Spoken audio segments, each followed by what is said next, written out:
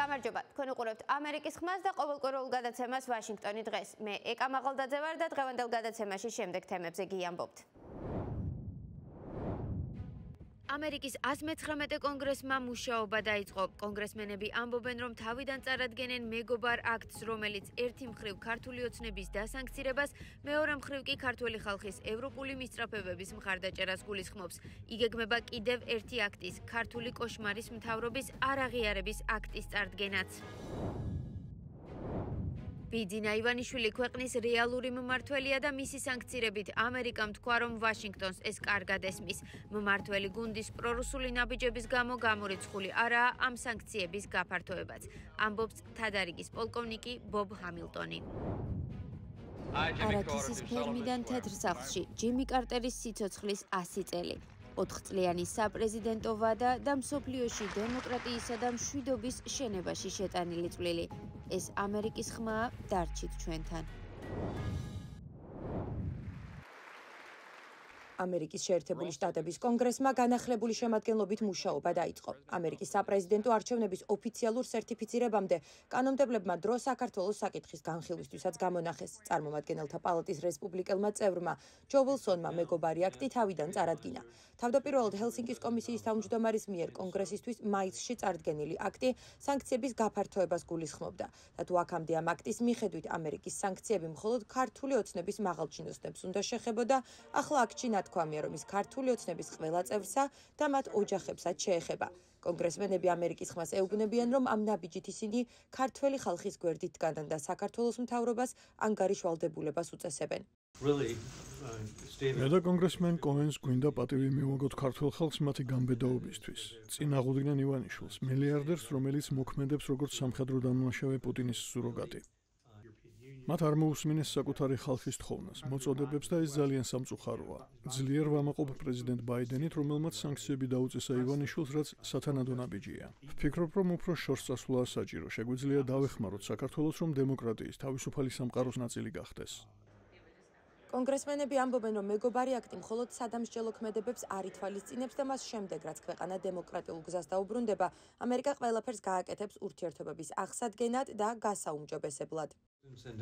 მე და კონგრესმენი კოენი თავიდან წარუდგენთ მეგობარი აქტს, რომელსაც ორპარტიული მხარდაჭერა აქვს. თქვენ კიდევ უფრო ხშირად ნახავთ განმეორებით რესპუბლიკელებისა და დემოკრატების საქართველოს საკითხებზე ერთად მუშაობას. მეგობარი აქტი აჩვენებს იმ სიყვარულსა და მხარდაჭერას, რომელიც ქართული ხალხისადმი გვაქვს. რესპუბლიკელები და დემოკრატები ერთად მუშაობთ სანქციების აღსრულების ხელშესაწყობად. ასევე ქართული ხალხისთვის წამახალისებელი ნაბიჯების პოპულარიზაციისთვის. მას შემდეგ, რაც მათი დემოკრატია სრულად აღდგება, რათა დაინახონ, როგორ შეუძლიათ შეერთებულ შტატებსა და ჩვენს მოკავშირეებს უფრო მჭიდროდ იმუშაონ ქართულ ხალხთან. ასე რომ ეს ძალიან დადებითი აქტი იქნება.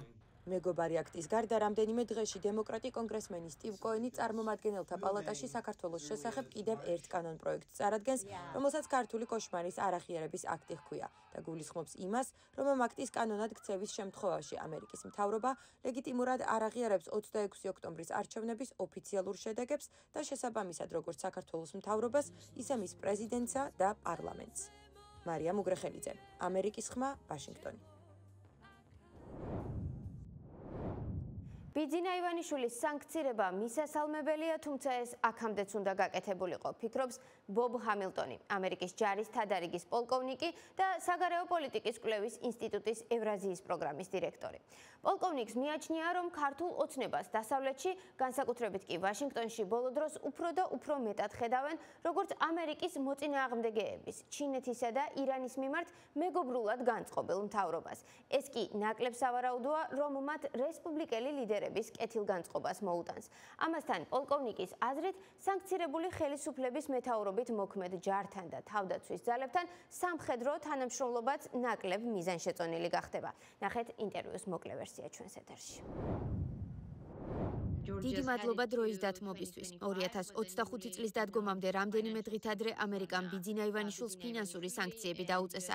განმარტებაში ნათქვამი იყო, რომ ამის მიზეზი არა მხოლოდ საქართველოში დემოკრატიისთვის ძირის გამოთხრა, არამედ რუსეთის სასარგებლოდ მოქმედებაა. რას ფიქრობთ ვაშინგტონის ამ ნაბიჯზე და ამ შეფასებაზე? დიდი მადლობა მოწვევისთვის. ივანიშვილის სანქცირება ვფიქრობ ნამდვილად მისასალმებელია და საჭირო იყო. დიდი ხანია ვამბობ, რომ ეს ნაბიჯი დაგვიანებულიც კია, მაგრამ ეს აუცილებლად დააკისრებს მას საფასურს. ეს იქნება საზღაური საქართველოს მთავრობისთვის მისი ავტორიტარული შებრუნებისთვის, არა მხოლოდ ანტიდასავლური, არამედ პრორუსული მიმართულებისთვის.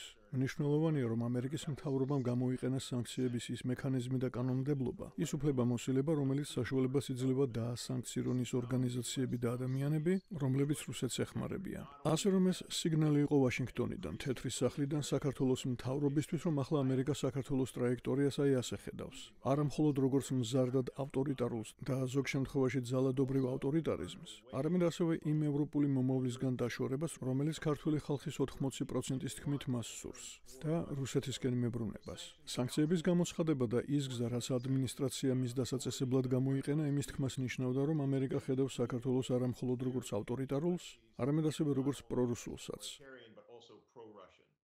ირაკლი კობახიძე ამბობს, რომ სანქციები ჯილდოა ქვეყნის ეროვნული ინტერესების მსახურებისთვის და რომ 20 იანვრის შემდეგ ყველაფერი გაუმჯობესდება. თუმცა ბოლო დროს ხშირად გვესმის კრიტიკა რესპუბლიკელი კანონმდებლებისგან, განსაკუთრებით კი ჯო უილსონისგან, რომელიც ამ საკითხს ახლა კონგრესში აყენებს. რას ნიშნავს ეს განწყობები ამერიკის საკანონმდებლო ორგანოში? ქართული ოცნების ხელისუფლება იმავე შეცდომას უშვებს, რასაც ბევრი სხვა მთავრობა მსოფლიოში, როცა ამერიკასთან აქვთ საქმე. ესა არასწორი გაგება იმის თუ როგორ მუშაობს ამერიკული სისტემა. და გულისხმობენ, მიიჩნევენ, რომ მთელი ძალაუფლება თეთრ სახლშია თავმოყრილი და პრეზიდენტი ტრამპი ან პრეზიდენტი ბაიდენი ყველაფერს გააკეთებენ რაც ენდომებად და როგორც კი დონალდ ტრამპი დაიბრუნებს ძალაუფლებას, ყველაფერი რიგზე იქნება. კონგრესს ნამდვილად მნიშვნელოვანი როლის შესრულება შეუძლია საგარეო პოლიტიკაში, მიუხედავად იმისა, რომ როგორც წესი მას თეთრი სახლი განსაზღვრავს.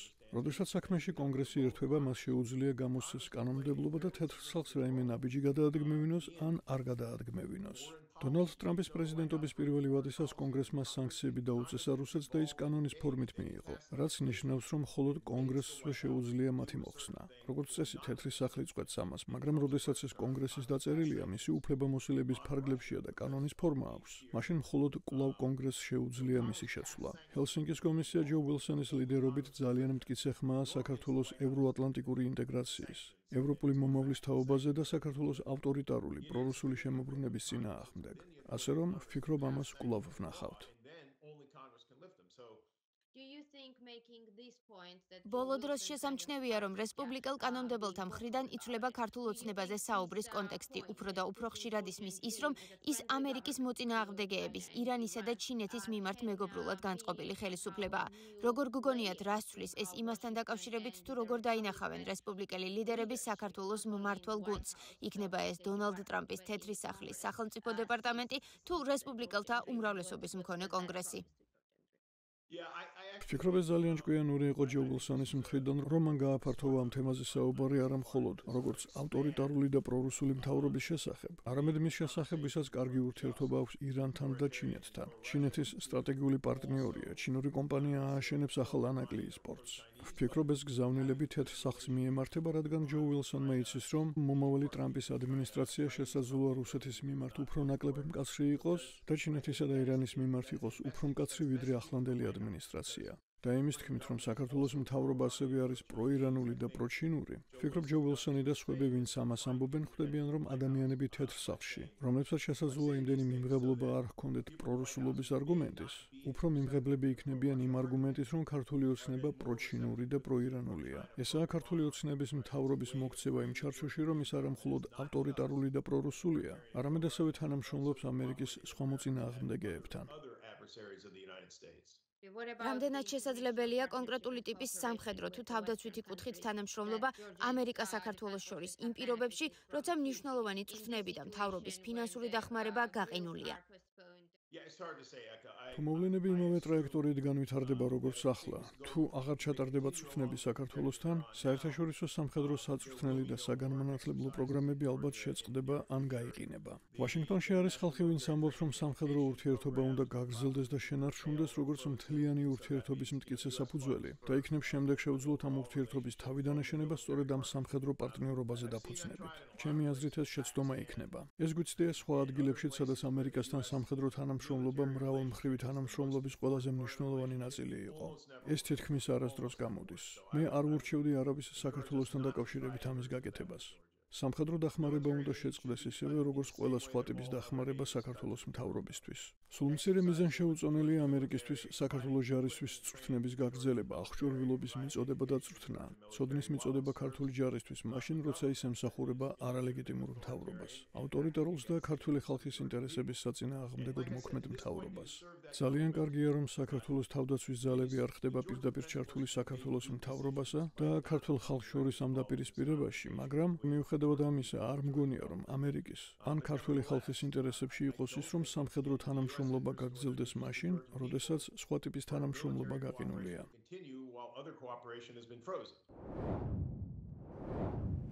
ჩინეთი რომ დონალდ ტრამპის ადმინისტრაციისთვის მნიშვნელოვანი პრიორიტეტი იქნება, ამაზე მის მიერ კაბინეტის პოზიციებზე წარდგენილი კანდიდატების ვინაობაც მოწმობს.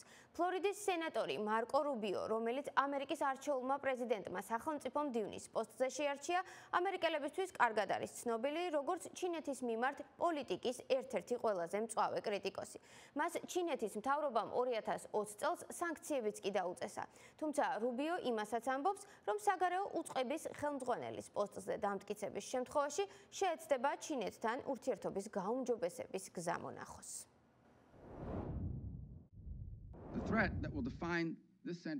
ჩინეთის საუკუნის საფრთხეა.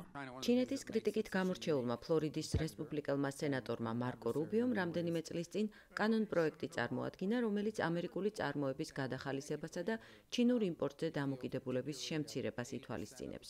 რუბიომ ჩინეთისთვის სავაჭრო პრივილეგიების ჩამორთმევაც არაერთხელ მოითხოვა.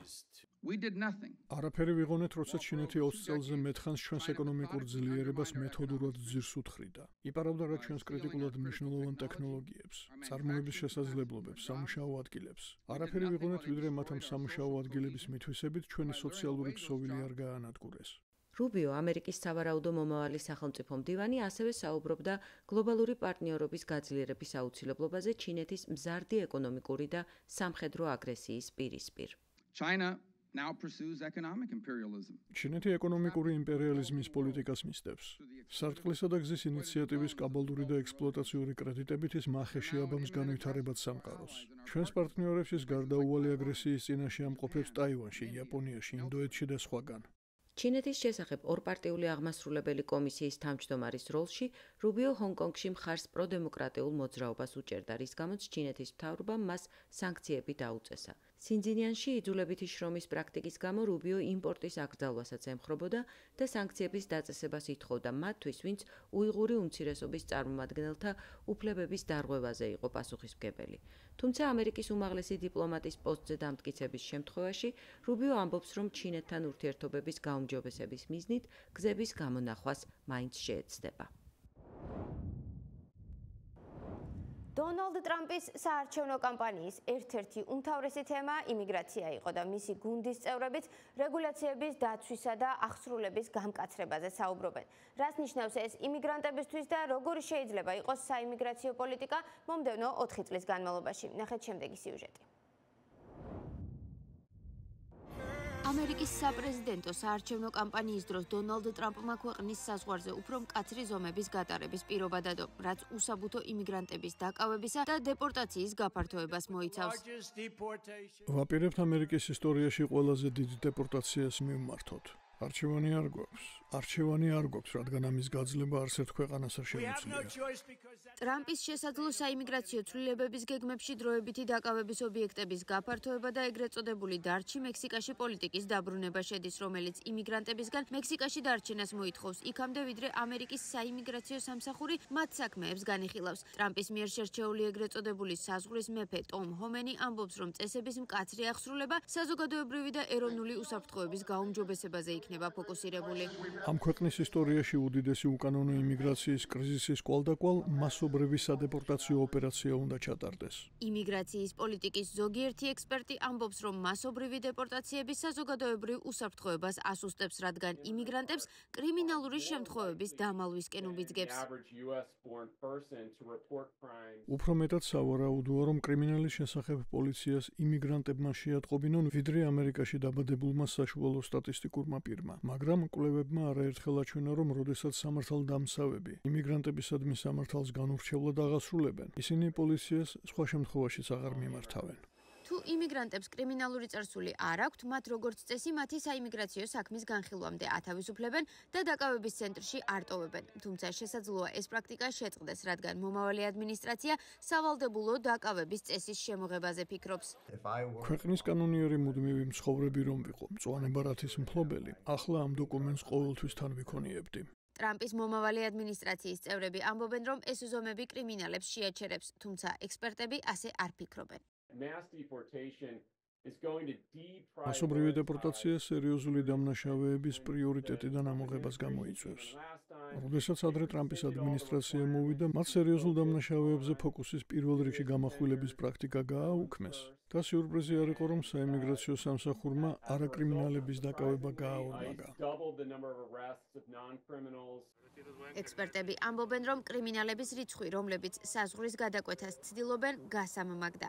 ტრამპის დაპირების მიხედვით ის იმიგრაციის საკითხს პრეზიდენტის უფლებამოსილების მიღების პირველივე დღეს მიხედავს. 100 წლის ასაკში გარდაიცვალა ამერიკის 39 პრეზიდენტი ჯიმი კარტერი. პრეზიდენტ ბაიდენის ბრძანებით მთელი ქვეყნის მასშტაბით სახელმწიფო უწყებების შენობებზე დროშები მთელი თვის განმავლობაში ნახევრად დაშვებული იქნება. მისთვის პატივის მისაგებად კი ცერემონიები მის მშობლიურ ჯორჯიის შტატში და ქვეყნის დედაქალაქში გაიმართება. მას დროებით კონგრესის შენობის გუმბათის ქვეშაც დაასვენებენ. შემდეგ კი სურვილისამებრ ჯორჯიაში მეუღლის გვერდით დაკრძალავენ. პრეზიდენტ კარტერის დაკრძალვას სავარაუდოდ ამერიკის 5-ვე ბოლო პრეზიდენტი დაესწრება. I, Jimmy Carter, do solemnly swear. 1977 წლის 20 იანვარს პრეზიდენტის პოსტის დაკავებისას ჯიმი კარტერი ამერიკელებს დახვირდა, რომ მთავრობა მისი ხალხივით კარგი იქნებოდა. უფრო სამართლიანი და მშვიდობიანი სამყაროს შექმნაზე მეტად ღირსეული და ამბიციური ამოცანა ამ ახალი დასაწყისის ჟამს ვერ გვექნება. ამგვარი სამყაროს შექმნაზე კარტერმა გაცილებით მეტ ხანს იმუშავა, ვიდრე იმ 1-4 წლიანი ვადის განმავლობაში, რომელიც თეთრ სახლში დაჰყო. მოგვიანებით მან ნობელის პრემია მიიღო და უზარმაზარი ენერგია ჩადო კარტერის ცენტრში, რომლის მისიაც მშვიდობის მშენებლობით, დაავადებებთან ბრძოლითა და იმედის ჩასახვით განსაზღვრა. კარტერი 1924 წელს ჯორჯიის შტატის ქალაქ პლეინსში დაიბადა. საზღვაო აკადემიის დასრულების შემდეგ წყალქვეშა ნავზე მსახურობდა. მამის გარდაცვალების გამო პლეინსში მოუწია დაბრუნება და საოჯახო ბიზნესის არაქისის ფერმის გაძღოლა. პოლიტიკაში 60-იანი წლების დასაწყისში შეაბიჯა სამოქალაქო უფლებებისთვის ბრძოლის პიკში. ჯერ ჯორჯიის კანონმდებელი იყო, 1971 წელს კი შტატის გუბერნატორი გახდა. I say to you quite frankly, გულწრფელად ვამბობ, რასობრივი დისკრიმინაციის დრო დასრულდა. discrimination is over. ზუსტად 5 წელში სრულიად უცნობი სამხრეთელი გუბერნატორი ქვეყნის პრეზიდენტი გახდა. პრეზიდენტობის მეორე წელსვე კარტერის შუამავლობით ეგვიპტესა და ისრაელს შორის კემპ დევიდის აკორდის სახელით ცნობილი სამშვიდობო ხელშეკრულება გაფორმდა. ეს კარტერის ერთ-ერთი მთავარი მიღწევაა. There had been 4 wars between Arabs and Israelis. პრეზიდენტი როცა გახდა ისრაელს ბოლო 25 წელში არაბებთან 4 ომი ჰქონდა. ეგვიპტეს საბჭოთა კავშირის მთავრობა უჭერდა მხარს. მაშინ ის ერთადერთი იყო, რომელსაც ისრაელისთვის რეალური სამხედრო გამოწვევის შექმნა შეეძლო.